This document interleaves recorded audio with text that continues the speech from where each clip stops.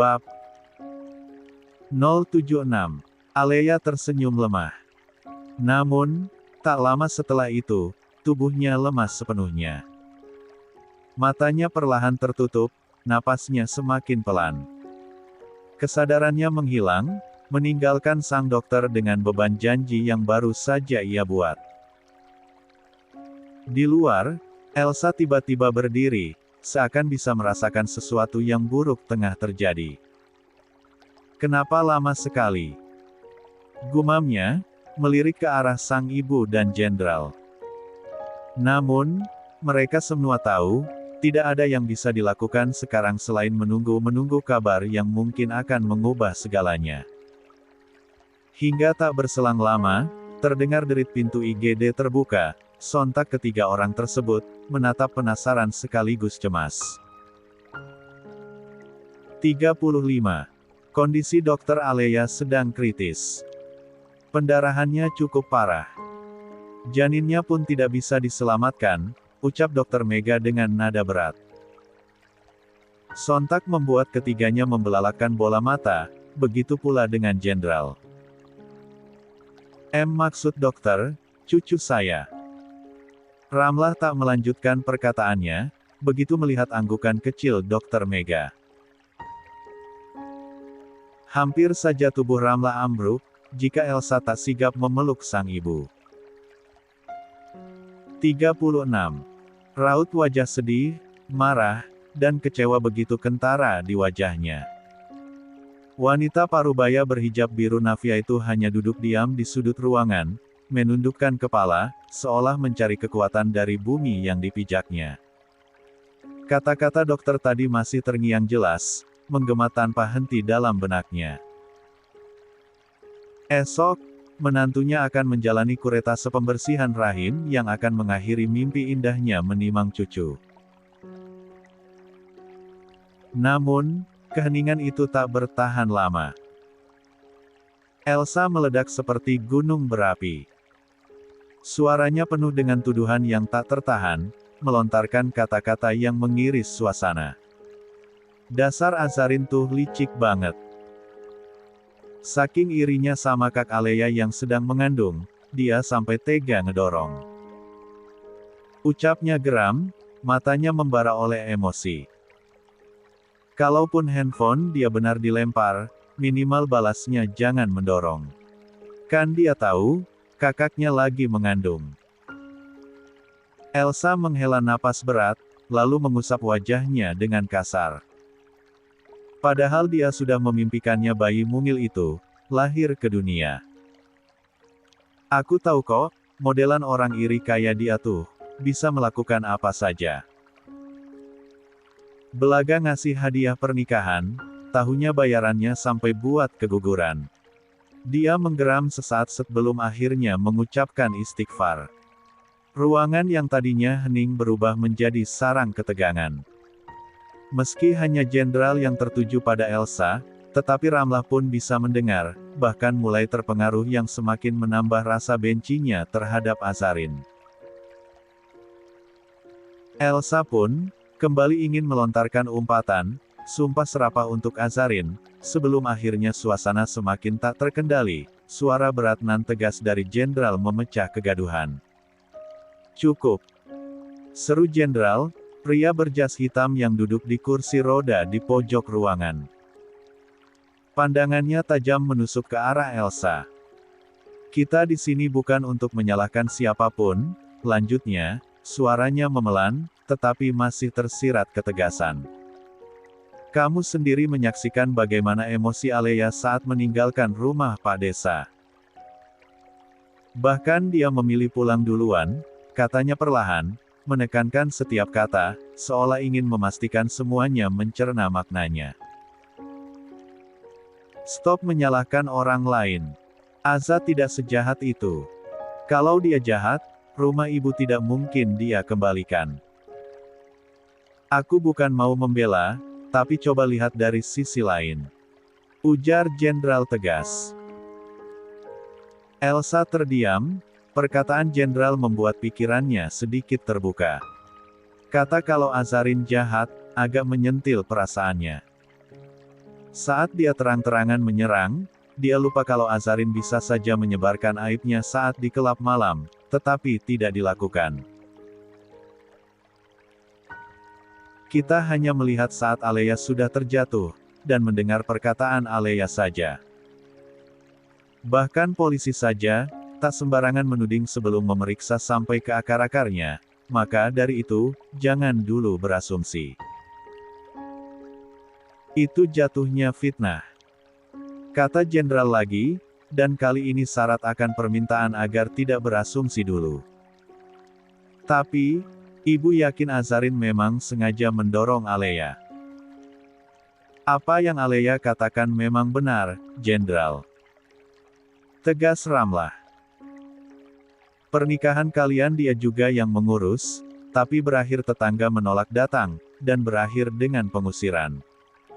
Ibu yakin, ada campur tangan dia. Ujar Ramlah menggebu-gebu.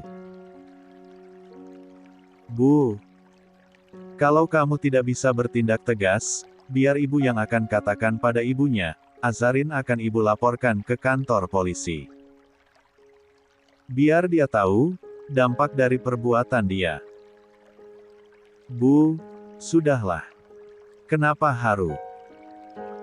Lagi dan lagi perkataan jenderal terhenti dengan sentakan Ramlah.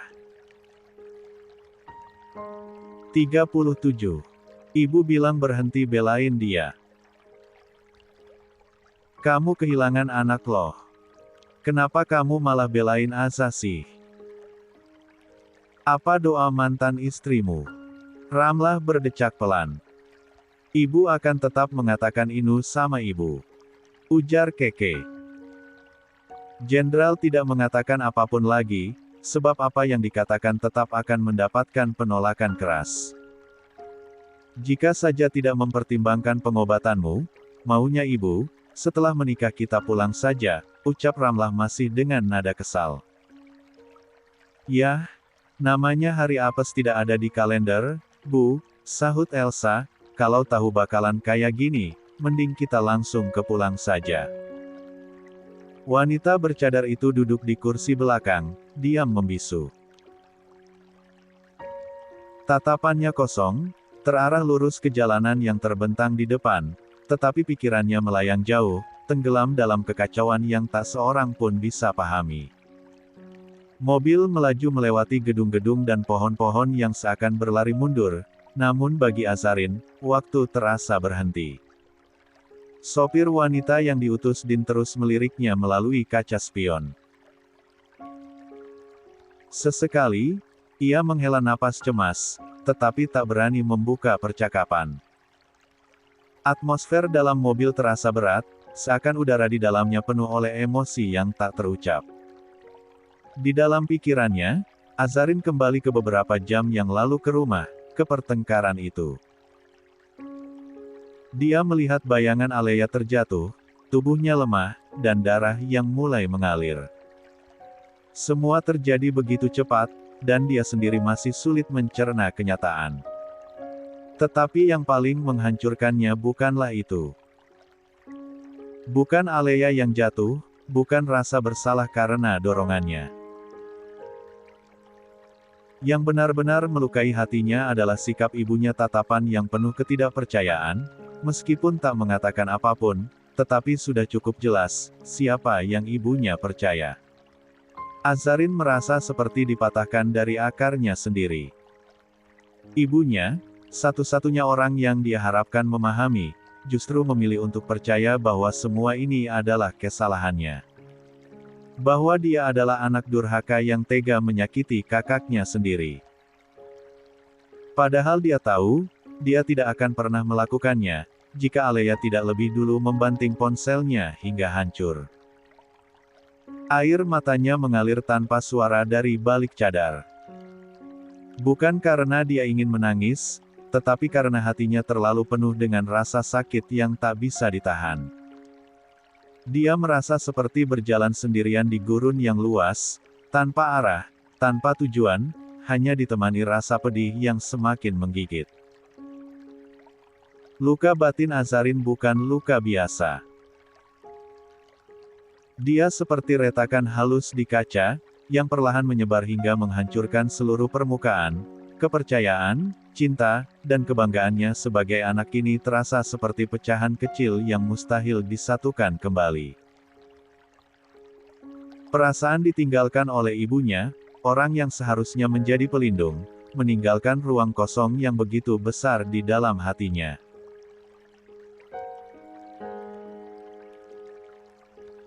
2 jam perjalanan dari Sukabumi ke Jakarta terasa seperti mimpi buruk yang panjang bagi Azarin. Mobil melaju dengan stabil, tetapi perasaan di dalam hatinya terus bergemuruh, seperti lautan yang dilanda badai. Ketika akhirnya mobil itu berhenti di parkiran bandara, Azarin tetap tak bergerak, hanya duduk dengan pandangan kosong.